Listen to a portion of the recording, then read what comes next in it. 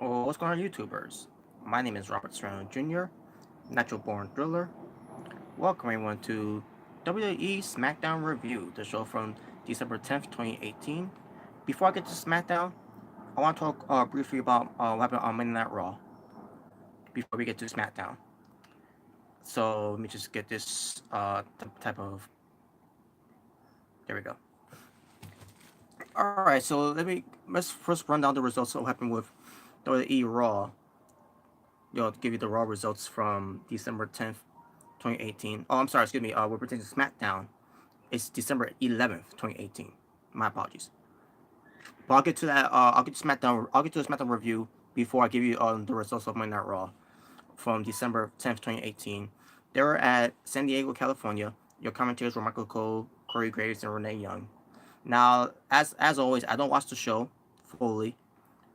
3 hours is too much. So what I do is go on YouTube and watch the highlights of it, which is about half an hour. Wow, what a concept, right?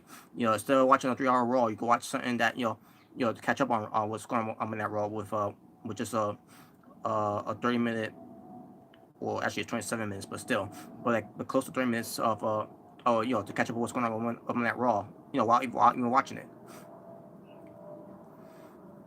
But basically, the show opened up with Seth Rollins, and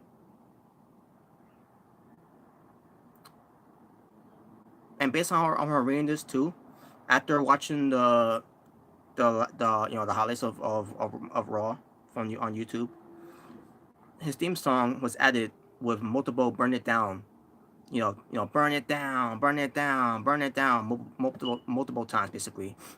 And then Seth Rollins starts saying "Burn It Down," because you gotta burn it down now with Seth Rollins.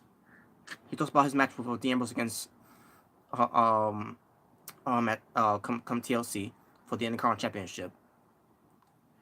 And then he said he wants to talk about something very important. So basically, I think he may call out Baron Corbin, the acting Raw GM, and basically explain talks to him about basically Seth Rollins has a problem with Baron Corbin, where it pertains to being in control of Monday Night Raw, and basically run down everything that's going on for the last 2 weeks of Raw, where it pertains to the worst Raw shows ever. You know, he brings up the whole Lucha House Party revival, and with Baron Corbin being Raw GM, who's in charge of the show, and other things that happened on the show for the last 2 weeks. Basically, are referencing how Raw, was has been one of the worst shows for the last 2 weeks, which I disagree. What pertains to worst Raw shows ever is all year round. It's been going on for years, and as I talked about this before, it's been going on for weeks. It's going on for months. It's going on for years of worst Raw shows. You may get a couple of decent shows or solid shows, or about once a year you'll get a good show from Monday Night Raw.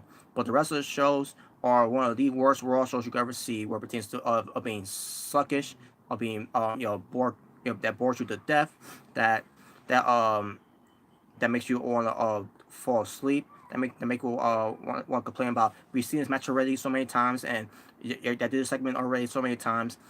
It's so much and some segments that are just not entertaining whatsoever. So Seth Rollins cut this promo to saying that Baron, basically putting the blame on Baron Corbin for being one of the worst Raw shows because of Baron Corbin, because he's the Raw GM. Which, by the way, is if Seth Rollins gonna cut this promo, he should be cutting this promo to Vince McMahon for being responsible for the last 2 weeks of Raw being the worst Raw shows ever, because Vince McMahon wrote those shows. You can see the pattern when you're watching the I mean that Raw, that you can tell that that's a Vince McMahon booking, a Vince McMahon writing of the show. And wherever Vince McMahon is writing a TV show for Monday Night Raw, it sucks.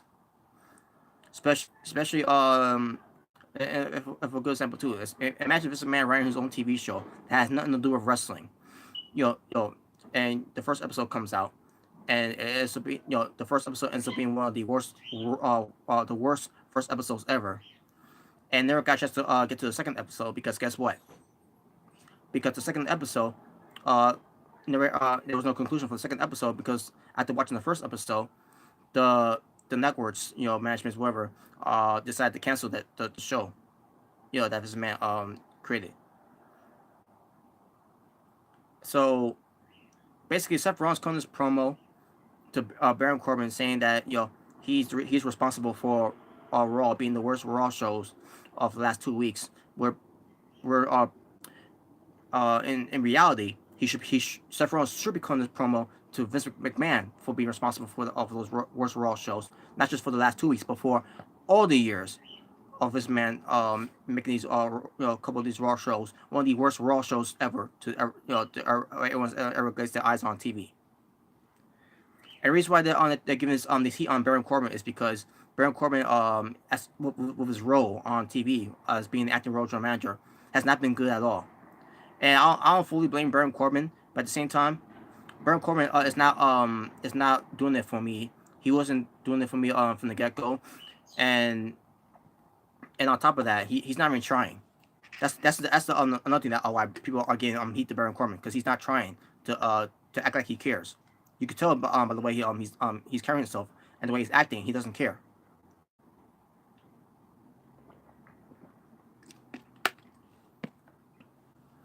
But yeah, this is WWE's way to save face and to try to weasel their ways out of again all this heat on them, and who they want to blame, because they don't want to take responsibilities of their own actions. They don't want to they don't want to take responsibilities.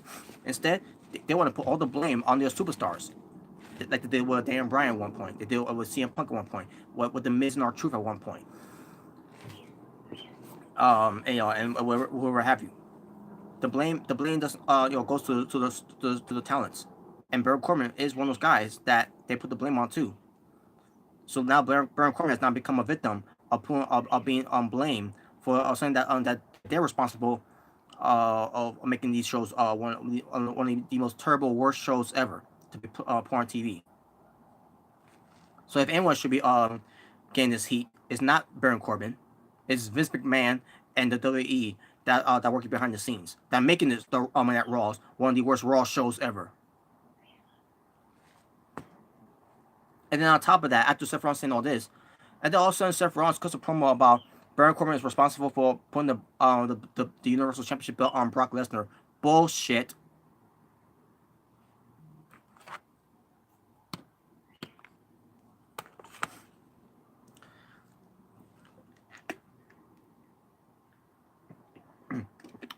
Bullshit. And storyline wise, yes. But in reality, behind the scenes, Vince McMahon put the belt on Brock Lesnar. Vince McMahon makes the final call, has the final saying to put the belt on someone. And Vince McMahon put the belt on Brock Lesnar. And then you got these people are hating on Baron Corbin because of that, and people are hating Brock Lesnar because of that. No, the one person you should be hating for Brock Lesnar being the champion, it's not Baron Corbin, it's not Brock Lesnar, it's Vince McMahon. And this whole storyline where and Seth Rollins mentions too, by the way. He's like, where's Brock? Where's Brock? Again, with this whole thing where where's Brock Lesnar? And Seth Rollins did an interview too, by the way, where it pertains to being frustrated for something. I don't remember about him not being Universal Champion, or whatever, or Brock Lesnar being Universal Champion, not being there and all that. I haven't checked out the interview of it, but I could tell where it's going from there, because Seth Rollins is a sellout too. Seth Rollins is an ass kisser to a company that he works for,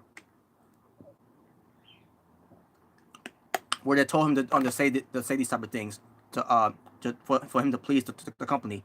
And what did he get in return? A worse feud with Dean Ambrose, and also not defending his Intercontinental Championship title belt that much, where he's supposed to be, Seth Rollins calling himself the fighting champion, and yet he hasn't defended the Intercontinental Championship belt for a long time. And Seth Rollins, saying on this whole thing with Brock Lesnar not being there, where's Brock? He's Universal Champion. Where is he? Where's Brock? And blah blah blah.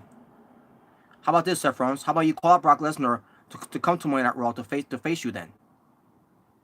If you worry about Brock Lesnar not being there so much, how about you call him out yourself? Forget the scripts. Break kayfabe, break the fourth wall. How about you call out Brock Lesnar? Go against the go against the machine. Go against the WWE's trying to protect their image. Call out Brock Lesnar from the trope on Raw. Other than that, and that's nothing too, by the way. With Brock Lesnar not being there and everything, this is WWE's way to for the fans to turn Brock Lesnar again. And these fans are gonna be sheeps and mind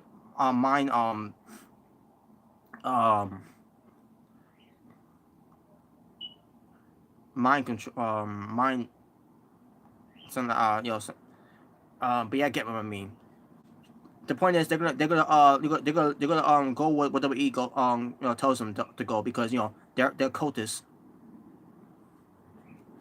Instead of being a leader, they want to be followers. They want to follow everything that WWE does. They want to be told by WWE to tell them what to like and what to don't like. And what WWE wants these fans to do is not like Brock Lesnar for not being there, which, by the way, it's not because of Brock Lesnar. It's because of Vince McMahon. Vincent Kennedy McMahon is responsible for Brock Lesnar not being there because of the contract that they haven't signed.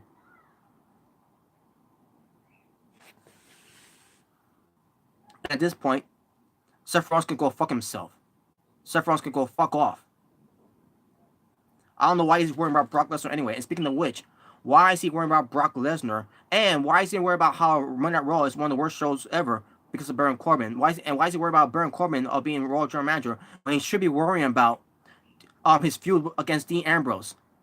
This heated feud where Rollins is going to go after Dean Ambrose because he made this personal for attacking him, breaking out the Shield and talking shit about Roman Reigns and talking shit about the fans and all that. Where's that? No, he decided to ignore all that. His feud with Dean Ambrose.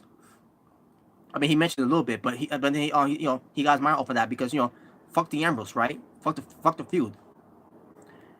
So he basically forgot about his hatred against Dean Ambrose, just like he didn't want to talk about his feud against Shinsuke Nakamura for Survivor Series.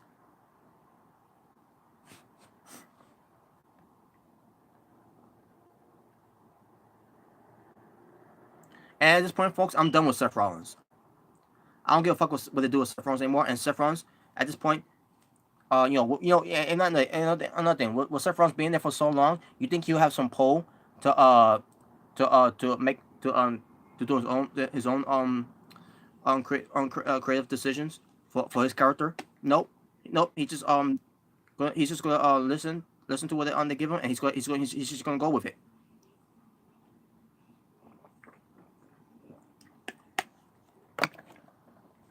Because at this point now, Seth Rollins working for this company, he's a sellout.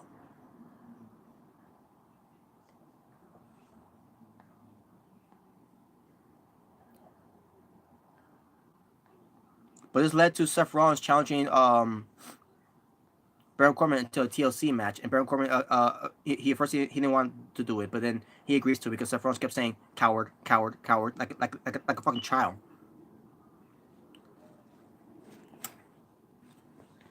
So Corbin agrees to it, and he says, "Oh, and by the way, it's gonna be for the Intercontinental Championship."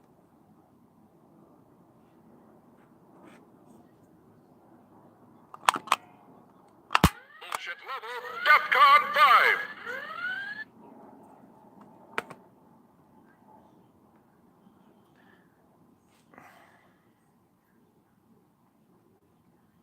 Raw Tag Team Championship. AOP and Drake Maverick defends it against Bobby Roode and Chad Gable, and Chad Gable is dressing like Bobby Roode, having his own custom wrestling trunks, knee pad. He's got his own robe, and he's got his own custom headband. Basically, Bobby Roode and Chad Gable looking like a tag team now. I guess they're gonna call themselves the Glorious Ones. I guess, I don't know. And surprisingly, Bobby Roode and Chad Gable pin Drake Maverick because 3-on-2 handicap match for Raw Tag Team Championships. And Bobby Roode and Chad Gable are your winners and new Raw Tag Team Champions. Well, AOP is done. Yeah, and they may have been protected in the loss because Drake Maverick took the pinfall loss, but whatever. I heard the match was itself was all right.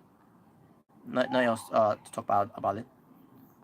I mean, I saw highlights of it, but I didn't watch on the full match of it. But I heard for some people it was decent, or at least all right, whatever.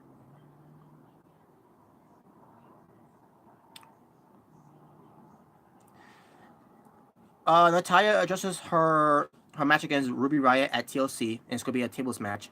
Hello, George. Thank you for watching. And Natalia, she cut a promo about everything that's going on with the Hart family, with her dad passing away, and the whole Montreal screw job with Bret Hart punching Vince McMahon, and Natalia saying she's all come up, ever since she's got this, she's trying to overcome it and all that, and Natalia was on back to this because she was again mentioning that Jim Neville, not her dad, who again who unfortunately passed away, because she wants to dedicate her win to her dad. And then the Riot Squad comes out. They had a table with a tablecloth covering up. Ruby Riott was acting like she was crying. So then, they revealed the table, and it's a picture of Jim the Anvil Neidhart. And then Ruby Riott says something about, Natalia, when you go through this table, you'll be more closer to your dad ever.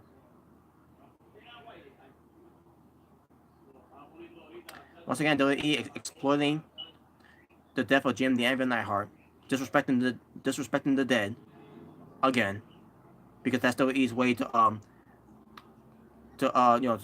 draw heat for their heels.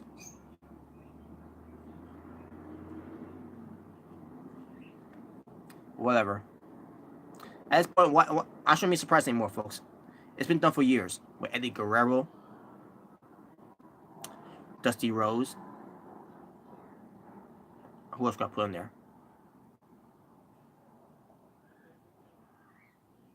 They did with some of those too. I just can't remember. Let's put Jim the Anvil Neidhart in that category now. Owen Hart. If you got to remember that one, Owen Hart, were back in 2016, I believe that was the year. Or was it 2015? 2015. So there was a tournament, the King of the Ring tournament, actually. Neville was wrestling against someone. I don't remember who he was wrestling against. And on commentary you have who was it that on commentary mentioned Owen Hart.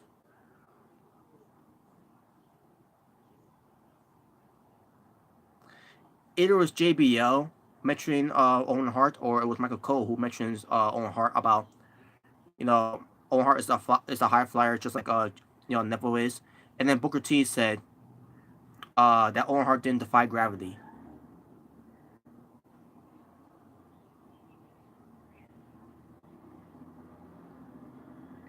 And because of that, Booker T got heat because of that too. Because WWE told him to say that. Because knowing that fact that Owen Hart, by saying that Owen Hart didn't defy gravity, because if you haven't connected the dots there, Owen Hart back in 1999, over the edge, fell from the rafters and died in the ring.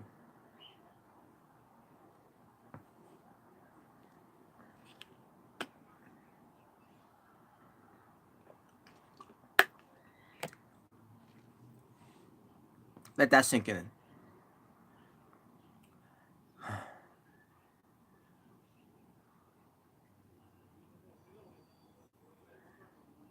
Oh yeah, not to mention, they also exploit the death of Macho Man Randy Savage with Dolph Ziggler mocking him, and Ultimate Warrior. I'll never fucking forget that. A part of me inside me still hates Dolph Ziggler for doing that shit.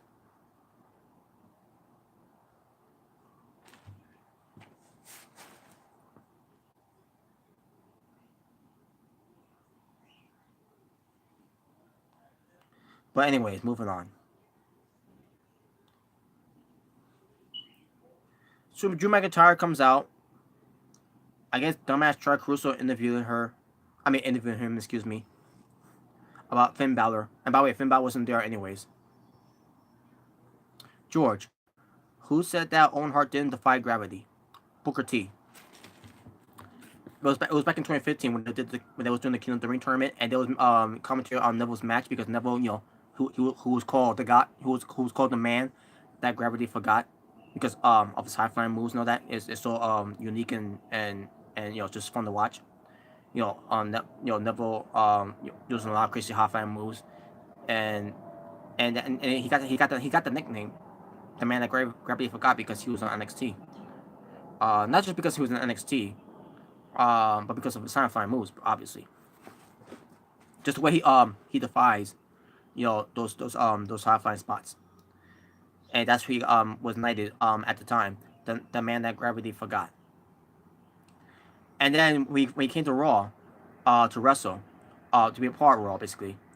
Um, so he was in the King of the Ring tournament. He might wrestle against Luke Harper. I think I remember now. He probably wrestled against Luke Harper, and Neville wrestled Luke Harper, and a commentary. That's what they mentioned Owen Hart in there, and that's when Booker T, and again someone said something about Owen Hart is something like something compared to Neville, something like that, where Owen Hart under all these high five moves and Neville is doing the exact same thing, and then Booker T says something in the fact of that Owen Hart he didn't defy gravity. That's all I want to say from that. I want to move on now. So yeah, Dolph Ziggler. I meant to say Drew McIntyre. He talks about Finn Balor, and by the way, Finn Balor wasn't there on Raw. But also comes out, and we get a match between Drew McIntyre and Dolph Ziggler. I heard the match was good. Drew McIntyre wins. In my opinion, by the way, he should never lost in the first place. By the way, against Dolph Ziggler last time, and then he destroys Dolph Ziggler after that. Excuse me.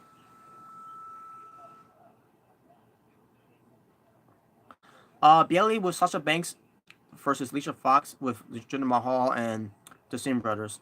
Match was short. I heard the match was trash.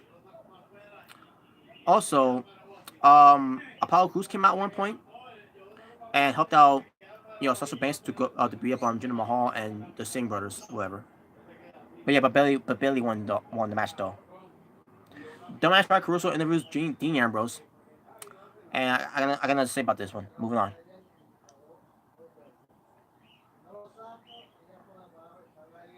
We get Elias doing his stick, and he gets interrupted by Bobby Lashley and Leo Rush. So the match happens. So the match was Bobby Lash was the match was Elias versus Leo Rush with Bobby Lashley at ringside, and Heath Slater was the referee of this match. So yeah, Heath Slater's the referee, and by the look of Heath Slater's face, just look of his face, he looks like he's unhappy. Well, that's what you get. We work for WWE. We work for WWE, and you got the look on your face. You're depressed. You're unhappy, and you feel like you don't want to work there anymore. But you go to swallow your pride, swallow your dignity, swallow any type of manhood you got to be a sellout and work for this company anyways. And you willing to suffer the consequences at the end of the day.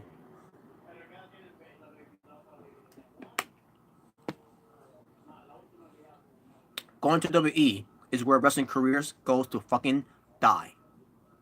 Fact.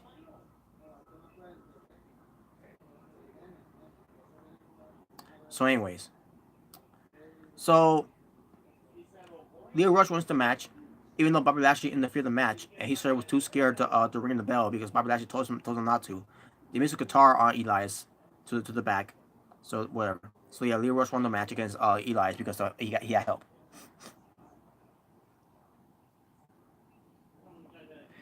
Nia Jackson and Ronda Rousey was gonna have a face off, a face to face type of thing, with Alexa Bliss being the one in charge of it because she's now the head of the women's division of Raw. So, Nia Jax got a promo about UFC, about Becky Lynch punching her face and blah blah blah, and talks about Ronda Rousey and blah blah blah, and then talks about at TLC the title belt that she's got, the Raw Women's title, it's going to be mine. That's all she said. So when she says that in the way that she says it, it means that someone took the last slice of pizza, or someone took the last of the cheeseburger with with extra pickles. Someone took the last ice cream bar. Someone took the last um, apple pie, from McDonald's. Someone took the last um, whatever type of junk food that Nia Jax eats. Because she doesn't care about her body anyways. So, because she's not like most girls. By the way, I'm sorry, George. I think you said something here. Let me see. George, the last few years, Booker T has become a yes man, a stooge, which is really disappointing to me. Yeah, it's unfortunate.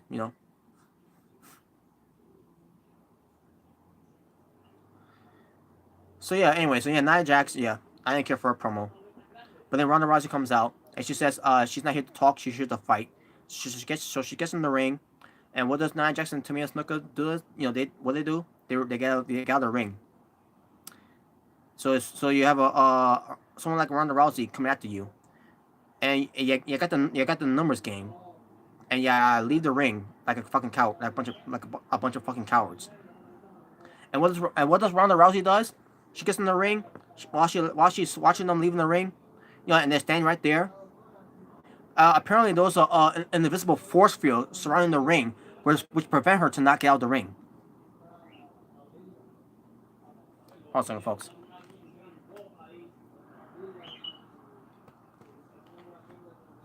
So yeah, as I was saying, so some kind of invisible force that Ronda Rousey couldn't get out there to got the Nia Jax and Tamina Snuka.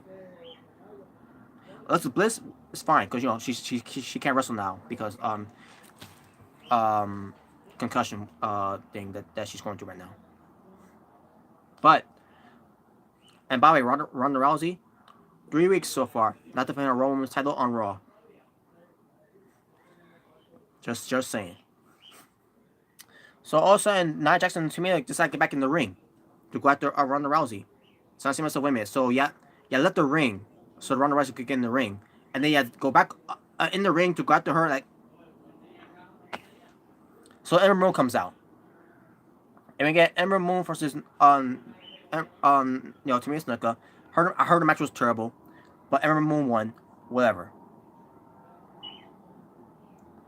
Dumbass Tried Caruso interviews Baron Corbin. Talks about Braun Strowman and blah blah blah. TLC match for the Intercontinental Championship. Seth Rollins defends his title against Baron Corbin. He said was a special guest referee. I heard the match was good, and he started trying to cost Seth Rollins the title, but it failed at the end of the day. Seth Rollins ends up retaining, and there you go. And then after that was over, Dean Ambrose stands on the ramp, and they have a stare down, and that was it. So Seth Rollins didn't leave the ring to go after Dean Ambrose. Dean Ambrose didn't try to go a sneak attack on Seth Rollins. They just stand from basically they stand from far away from each other, have a stare down, and the show ends. Wow, what a great go home show edition for Raw TLC. For those who watch a 3 hour show, me I play smart. I watch a half an hour of the highlights of what happened on Raw. So yeah, for those who watch for those who waste your 3 hours of your life watching Monday Night Raw, I don't feel sorry for you anymore. At this point now, you should be used to that, and you deserve to lose a lot of ounce of energy after watching Monday Night Raw for 3 hours. Now I'll give credit for this one for WWE. I thought this show was better than the last 2 weeks or 2 weeks of Raw, but it was still fucking trash. Based on me watching on the highlights of it, I still thought it was fucking trash. But that being said, there were 6 matches on Raw from December 10th, 2018.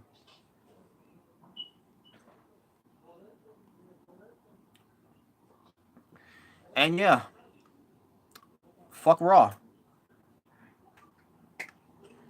And now let's get to SmackDown. now we can actually get to WWE SmackDown. For this WWE SmackDown live review, the show from December 11th, 2018. Before I do, let me just do something here. So your commentator, and by the way, they were at, I forgot the name of the place they were at. But yeah, oh, here we go. Las Vegas, they were in Las Vegas, Nevada. Just give me one moment, folks. And Corey Graves, Tom Phillips, and Byron Saxton on commentary.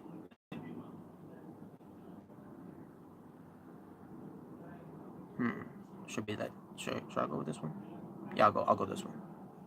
All right. So yeah. Just anyone see something? Okay, never mind. Sorry. So there we go. So the show opened up with Daniel Bryan coming out, the WWE champion, and Daniel Bryan talks about he basically calls everyone sheep, and he wants to apologize for everyone's sheep because he wouldn't like because he doesn't deserve to be called sheeps. They deserve to be called because it's insulting to sheeps. I'm assuming he was talking about the animals, the sheeps, the animals, I was assuming that's what you were talking about, but he says instead they deserve to be called idiots. But then Brad talks about how these idiots are destroying Earth. It's the same thing he talked about last week too, by the way. And then he calls the fans they're not sheep, they're parasites. So basically he's calling them parasites, like Chris Jericho at one point called the fans parasites too.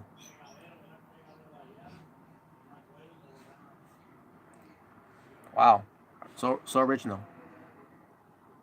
Then Brad talks about they're in Las Vegas, Nevada.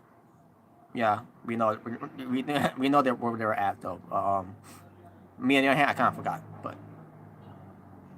because I was so folks, I'll get to why I kind of forgot where they were at, but then Bryan talks about the Yes movement is dead. Yes, we know. The old Daniel Bryan is dead. The old Daniel Bryan is dead. Yeah, we know. And he talks about how these fickle fans, they're fickle. And he says he's gonna crouch the house that AJ Styles built. And he says and as WWE champion, AJ Styles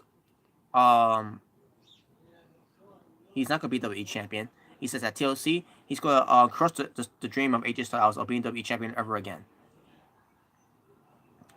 That'll be nice. Because at this point, AJ Styles doesn't need the WWE Championship belt anymore. AJ Styles at this point now, AJ Styles is now above the WWE Championship belt. He's better than the WWE Championship belt. But I'll get to more of that when I do the preview of it too, when it pertains to TLC. Because I will be watching TLC, by the way, folks. But anyways, so Mustafa Ali comes out. And I also come to the show, folks. I knew that Mustafa Ali would eat. I knew Mustafa Ali was going to be on the show. Excuse me, let me try this again.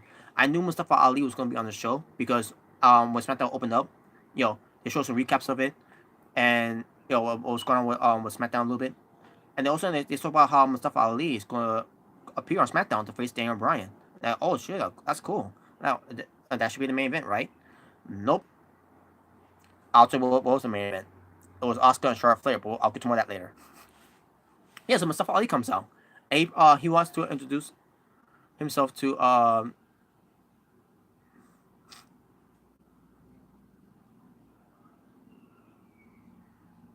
he's going Mustafa Ali's going to introduce himself, and then Dan Bryan comes out and say that Dan Bryan knows who he is, and he sure, I'm sure these idiot fans do not know who you are and all that. Which is kind of true, by the way. These the WWE fans that don't even watch 205 Live. But Dan Bryan says that he's Mustafa Ali, the heart of 205 Live. Sorry to say this, Robert, but what Daniel Bryan said is the truth that the fans are sheeps and parasites. I'm going to say this. The fans are the real heels. George, I am not offended with what you just said there. I totally agree with you. Because these fans with WWE, these WWE fans nowadays, I'm fucking done with them. I've been done with them. They've been off my radar since what pay per view that was. I think it was Extreme Rules. But I remember the match though. If it was Extreme Rules, the match was Seth Rollins versus Dolph Ziggler. Iron Man match, 30-minute time limit.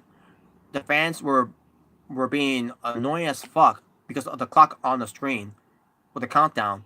3, 2, 1. And they did it throughout the entire fucking match. I think I did I did do a review on that one. It was during that time I was fucking done with these WWE main roster fans. I want to make that. Also want to put that out there. I'm done with the main roster of WWE fans. They'll complain about you don't get enough wrestling, and yet you have wrestling with Dolph Ziggler and Seth with Dolph Ziggler and Seth Rollins in the main event for the Intercontinental Championship title belt. And what you do? You started to be sports entertainers and started entertaining yourselves. If I was in that, oh they, if I was in that crowd and they would have done that, I think I would have left. I probably would have left that arena. I probably would have just went home after that. You know. But whatever.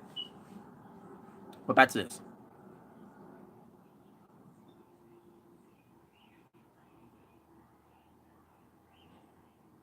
Dan Bryan puts over Mustafa Ali as an incredible performer.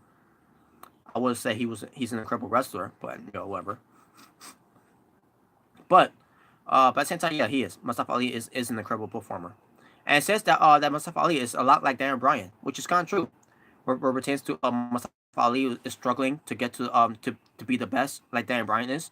I mean, like Daniel Bryan once has once done a few times, many times, by the way. All we need now is Sami Zayn is to be in that category too. He kind of is too, by the way, but he was more like that on NXT.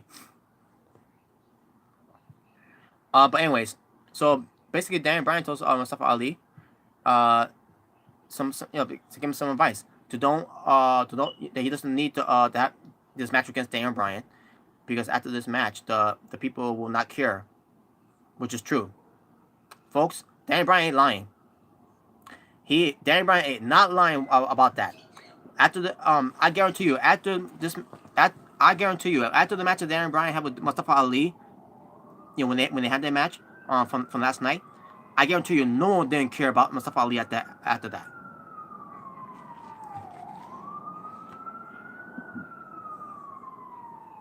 That's WWE fans nowadays. They'll see a wrestler in the ring against a certain wrestler they do know, but once it's done, they won't remember that person ever again. They won't even acknowledge that ever again. They won't even care to give it a time of day.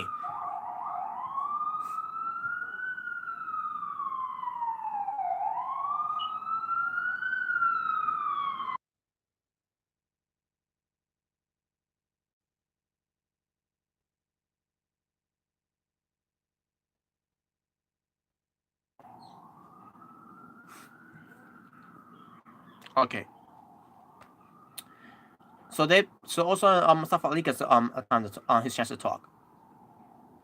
Mustafa Ali was like telling Daniel Bryan what's happened to you, like this ain't the Daniel Bryan that I once know, whatever, that he inspired him, that he basically Daniel Bryan inspired him, and made him realize that it was possible to be a WWE superstar, and everyone on 205 Live looked up to Dan Bryan, and what pertains to him being an underdog, and to face to go toe to toe with any giants in his way because he has a heart.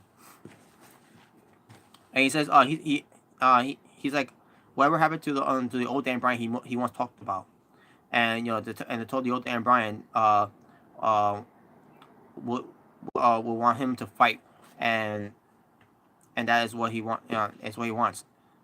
and all of a sudden, Daniel Bryan asked him about uh, what kind of car he drives. So then Mustafa Ali is like, he doesn't know that he's like saying he doesn't know that what's that got to do with anything. But he says but he says a SUV, and then Dan Bryan calls him a little man. Why will need to ride a SUV? And Ali said, because he has a wife, and and then also Dan Bryan starts slapping him, and then he starts keep slapping him and all that, and then also Mustafa Ali fights back, and then we get to the match. Yeah, so this match was the opening match, to start the show. I guess in a way, WWE was trying to acknowledge this as a double main event.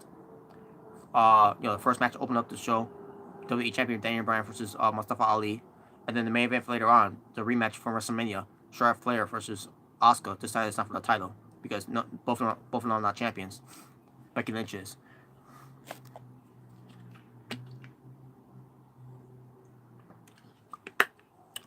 But anyways, so let's get as far as this match was between Daniel Bryan and Mustafa Ali got his ass kicked. I mean, Mustafa Ali fought back a little bit, but Daniel Bryan was overcoming Mustafa Ali. Mustafa Ali was doing some good moves in the match too, by the way. But it didn't matter because Daniel Bryan ends up beating him anyways. He put the heel hook on him, and Mustafa Ali, what did he do? He immediately taps out. Wow, what a great match that was. No, it wasn't. To me, I thought this match was not that good. I mean, sure there was some cool spots in the match, but at the same time, it felt and on top of that, it felt like it was too short too. And then and also commercial break.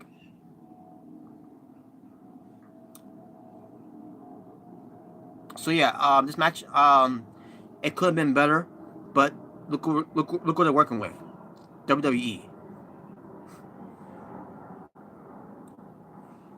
And by the way, with Mustafa Ali being on SmackDown, finally WWE decided to listen to Kurt Angle's idea.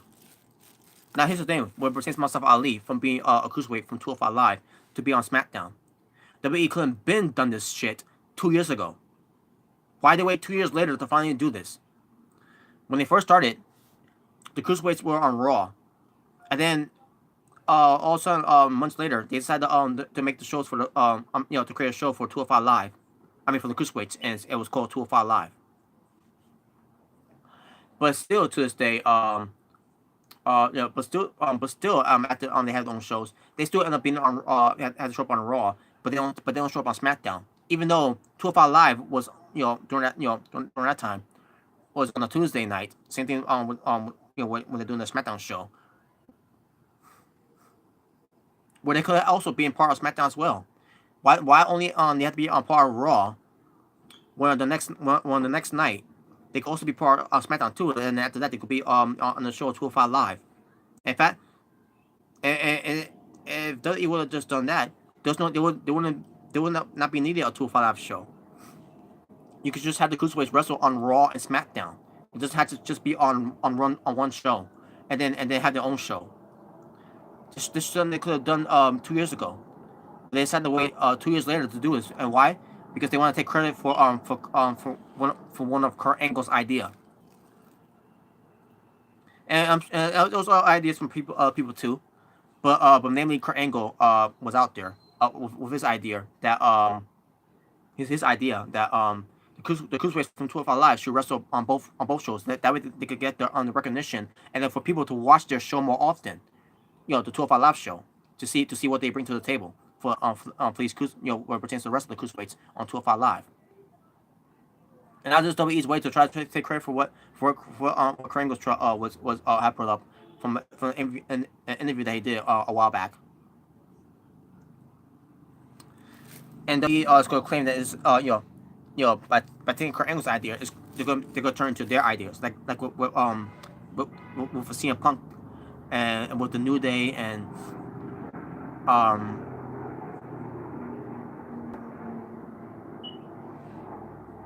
whoever have you that.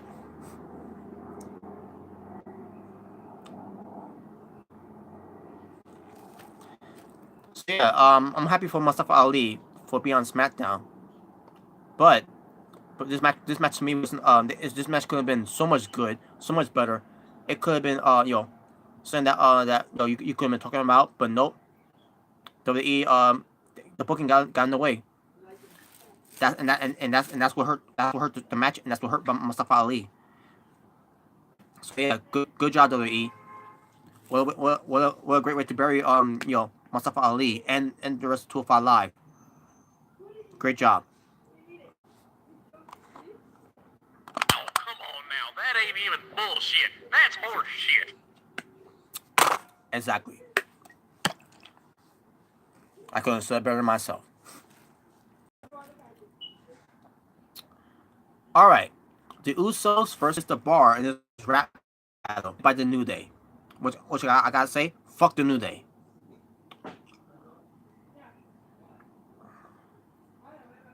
But the Bar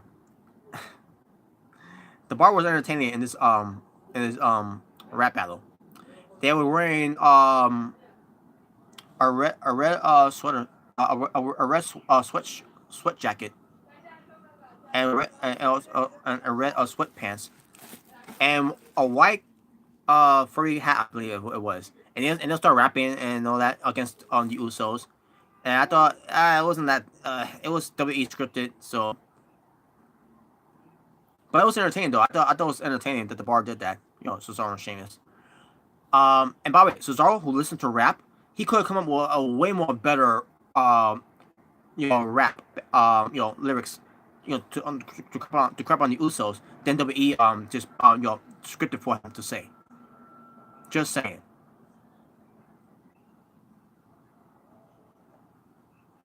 But then the Usos got their share to the Bar, which I thought was good. And then the Bar beats up on the Usos, and then the New Day gets beat up too, and the Bar stands tall, which means the Bar is not going to win this Sunday. It's either the New Day.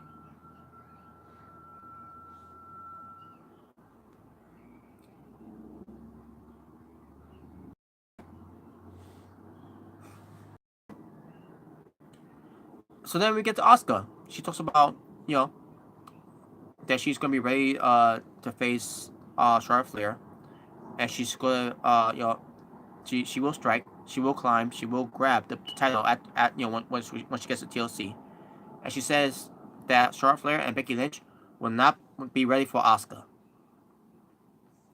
Actually, Charlotte Flair was ready for Asuka at WrestleMania. Just saying.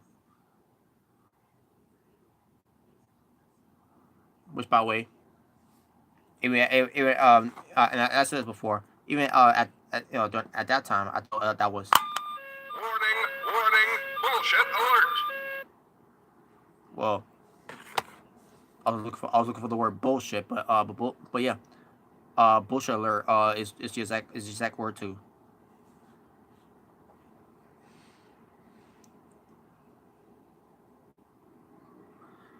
The Miz was in the ring with the Best in the World trophy that he stole from Shane McMahon. Shane McMahon comes out. This is so fucking stupid. And they go up against the Vegas Boys. Shane McMahon, the Miz beat the Vegas Boys. Shane McMahon was in the match. Not the Miz. Who cares? This was fucking garbage. Paige, was backstage with a referee who was involved with the Miz and Shane McMahon. Whatever. The Miz sanctioned the match, but according to the referee, whatever. The two jobbers were handed who were who handed Paige their the invoices, whatever. And Paige gives them $5,000 each, whatever. And then she rips the paper and tells everyone to leave, whatever.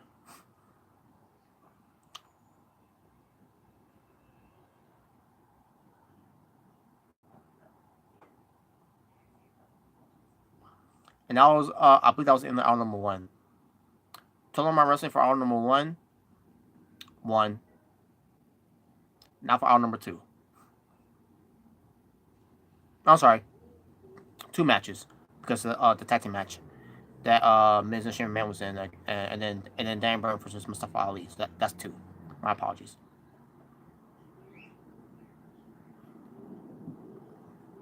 But Randy Orton comes out. He cuts a promo. He's got a chair in his hand, and it's been advertised that it's gonna be Randy Orton versus Rey Mysterio Jr. in a chairs match.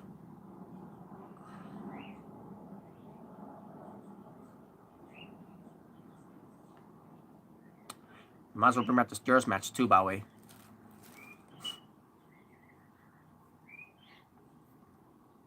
But anyways, Randy Orton talks about a good old-fashioned steel chair because nothing sounds like a good old-fashioned steel chair. He shows everyone what he did to Rey Mysterio Jr. about removing, about taking his mask and then taking care, and then putting him to the ring steps, with the steel chair and all that. Whatever.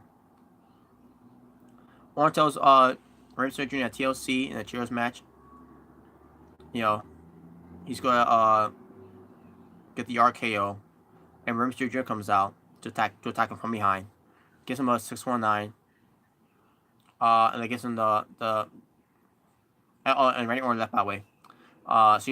So I guess Randy Orton's gonna win against Rey Mysterio Jr. Usually in these type of Golem shows, by the way. It just means that Mysterio is gonna lose. But if he wins, that's fine. RD, how you doing? Yeah, I'm doing good.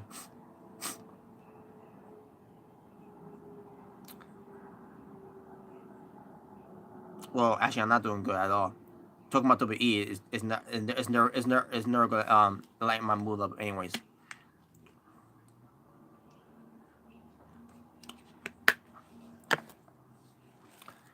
But yeah, that was that segment. Becky Lynch was walking backstage.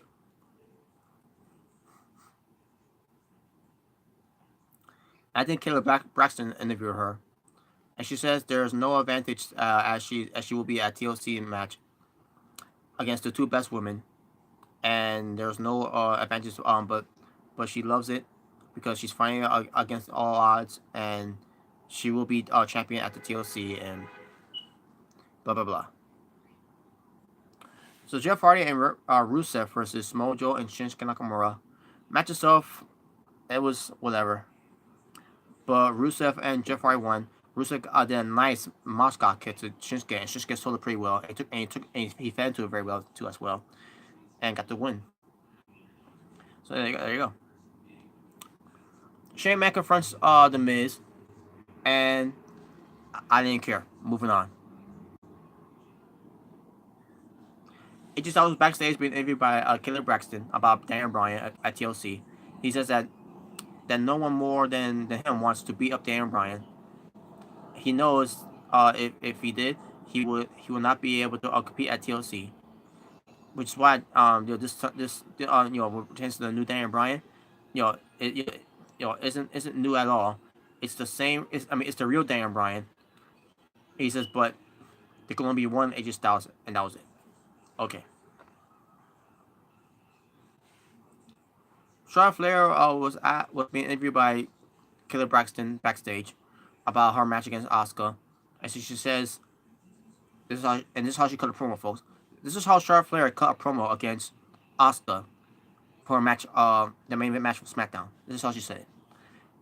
The Queen breaks undefeated streaks, and tonight she will give Asuka and Becky a preview of what she will do to them at TLC when they bow down to the Queen."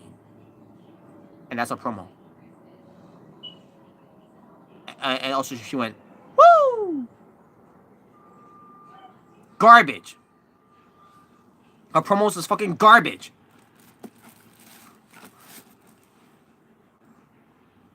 So we get Charlotte Flair versus Asuka, and then Becky Lynch, the SmackDown Women's Champion, came out. She has her own seat to watch this, get the our front row seat for this match. And in this match, folks, I was worry what they were going to do in this match. Namely because Asuka has lost to Charlotte Flair not once but twice. Yeah, I think it's wait, what do you mean twice? Like a Starrcade, not just WrestleMania, Starrcade. Oh, it was just a house show, but she still lost.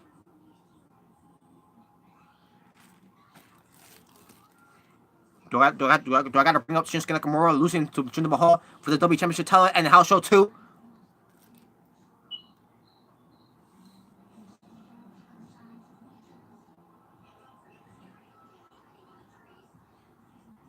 The match itself, I thought was solid. And then Charlotte Flair decides to get herself disqualified, take out the candlestick and hit Asuka with the candlestick. Same thing with this. She did with Ronda Rousey. She did the same thing with Asuka. But wait a minute. I thought Charlotte Flair, with her ending the undefeated streak of Asuka, it's easy to beat Asuka, right? No, instead she decided to take the easy way out, hit her with the candlestick to get herself disqualified because she couldn't beat Asuka. Are you fucking kidding me? You beating Asuka at WrestleMania and then at Starrcade, and you had to use the candlestick to whip Asuka because you couldn't beat her on SmackDown. Are you fucking kidding me? Oh, but what are you complaining about? Asuka won. Yeah, she won by disqualification. Doesn't make me feel any fucking better.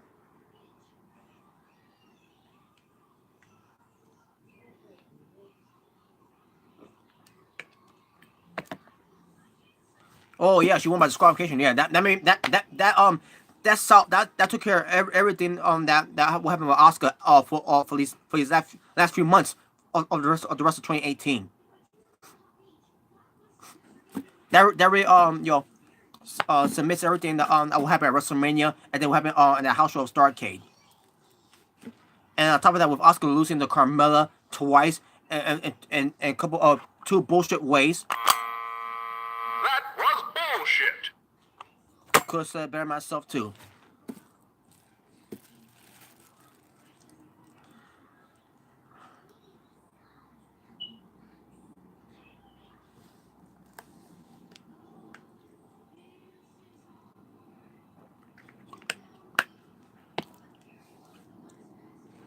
Fucking hated it. This match. Why even have this match? Oh, I'll tell you why. Here's what happened next. So Becky Lynch saw what happened there, and she's going to leave. Charlotte Flair attacks her with a candlestick. Whatever. Hits Asuka with it too. Becky Lynch goes to attack Charlotte Flair. Becky Lynch grabs the candlestick and hits Asuka with it. And then Becky Lynch turns around to hit Asuka with it. I mean, Becky hits Charlotte Flair and then hit Asuka with it. But then Asuka fights back at one point and throws Becky Lynch to the broadcast table. Asuka gets a candlestick and hits Charlotte Flair with it and hits Becky Lynch with it because Becky was going to fight to come back, but she can't with this candlestick. And Asuka kept repeatedly hitting Becky Lynch and Charlotte Flair with the candlestick, and then she ends up on top of the on the broadcast table, and then she and the crowd were loving it too, by the way. That Asuka was fighting back, and that was the end of the show.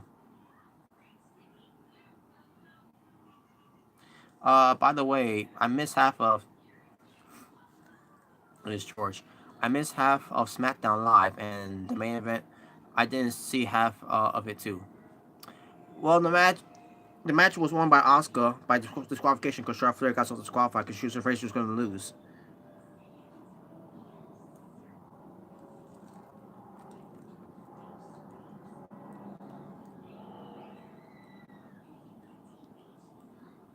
But yeah, that was the end of the show, by the way. Asuka stands tall, which means but Asuka standing tall, which means Asuka's not going to lose. I mean, Asuka's not going to win. I meant to say, she's not going to win the belt. And the best part about this match is that Asuka does not need to get pinned or submitted. It's all about climbing the ladder and grab the belt. That's all you gotta do. No pinfalls involved. No submissions involved. Thank God.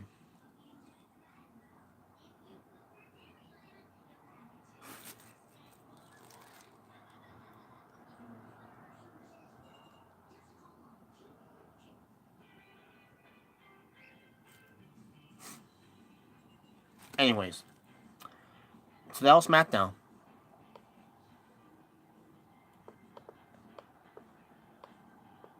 What's going on? Sorry about that, folks. So tomorrow wrestling for SmackDown for hour number 2. 2 matches. Overall amount of wrestling for SmackDown, the show from December 11, 2018, 4 matches. My overall rating for the show. This show was boring. This show was not that good. And it's supposed to be the go home show for SmackDown. For the TLC for TLC. And I thought Raw did a better job. And that's saying something too. That's not saying a whole lot basically. To give Raw that credit. But I felt Raw did a better show than SmackDown did.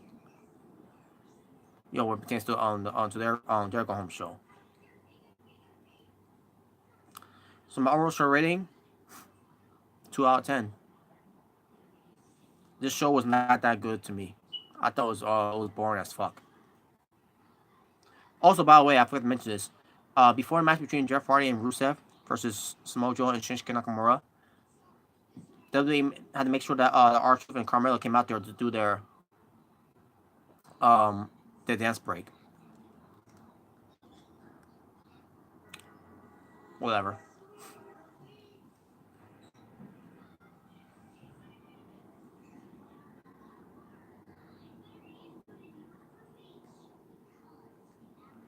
And there you go. So before I go, folks, let me read you the results for the WWE Mixed Match Challenge for season 2.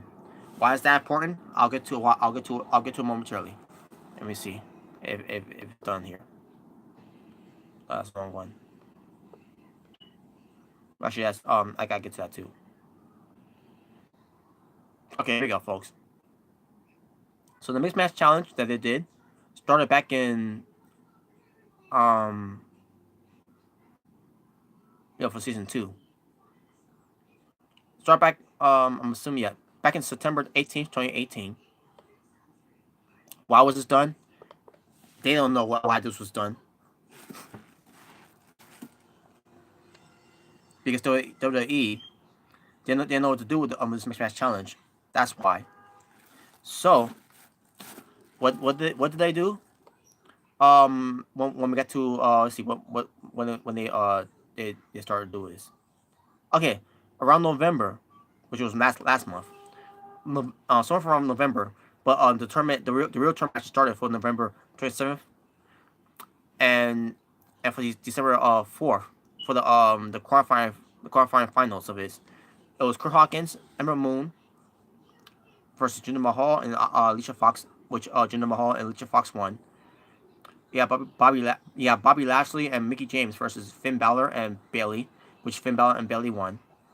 You got Jeff Hardy and Charlotte Flair versus R-Truth and Carmella, which R-Truth and Carmella won. And then you got The Miz and Asuka versus Jimmy Uso and Naomi, which The Miz and Asuka won. So that they all advanced to the so for the ones who won, they advanced to the semifinals. And in the semifinals from December 11, 2018, Jinder Mahal and Alicia Fox versus Apollo Crews and Bayley. And that's another thing. The reason why Finn Balor was not in the match is because he's gonna be having the match against Drew McIntyre at TLC. So that they remove him and put Apollo Crews on with Bayley, which is why they did what they did on Raw with Bayley in the match against Alicia Fox, and then Apollo Crews coming out there to help out. Because Jinder Mahal and Samuel Singh was getting involved. But it doesn't matter anyways because Jinder Mahal and Alicia Fox ends up win this tournament too. I mean they won that that's the final match against Apollo Crews and Bayley. And then we get to R-Truth and Carmella versus Asuka and the Miz, which are Carmella and R-Truth won, and they'll be going to the finals. So the finals, which is going to take place at WETLC. WETLC at November on December 16th, it's gonna be Jinder Mahal and Alicia Fox versus Carmella and R-Truth. And what does the winner get for this one, folks? Well, here's the thing too. They actually announced this back in November. Whoever wins this mixed match challenge, one of them will get the number 30 spot for the Royal Rumble. Basically, if R-Truth and Carmella wins this tournament, then R-Truth from his Royal Rumble, for the men's, will be number 30, and Carmella for her Royal Rumble for the women's, she'll be number 30. That's the prize for Mismatch Challenge season 2. Before they didn't know what to do with it, but first when they first brought it back on September, because they didn't know what to do with it, because all they were doing is doing series of matches. And now when we got to November, now we know what to do. Season 2, we'll get the Royal Rumble spot number 30.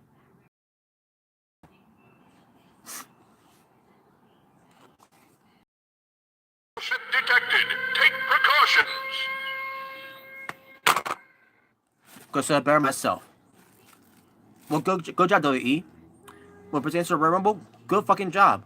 Because now, with WWE making that decision, you may us now lost any surprise element for who's going to enter number 30 for the Royal Rumble, for the Royal Rumble for the women's and the men's. Good job for that, WWE. What a great concept to take away the surprise element. Excuse me, from your fans.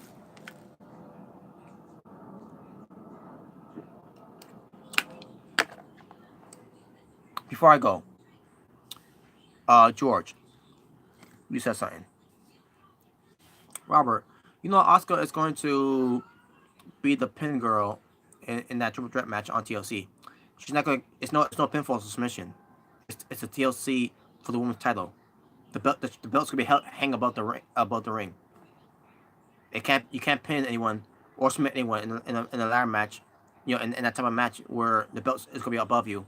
You have to grab the belt to win. That's the rule for ladder match. Doesn't matter if it's TLC or a ladder match. That's the rules. Same thing with Money in the Bank. So there's no pinfall or submission.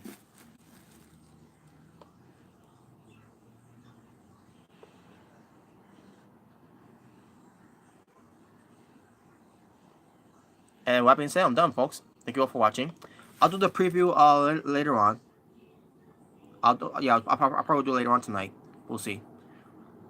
In fact, I'll do it after this one. So yeah, thank you all for watching, folks. If this is your first time watching me, my name is Robert Serrano Jr. My name is Robert Serrano Jr. Natural Born Thriller. Please subscribe if you haven't done so right now. If you enjoyed this review, thumbs up, thumbs down, whichever you prefer. So, I'll see you all soon with my WWE TLC 2018 preview, I meant to say, excuse me.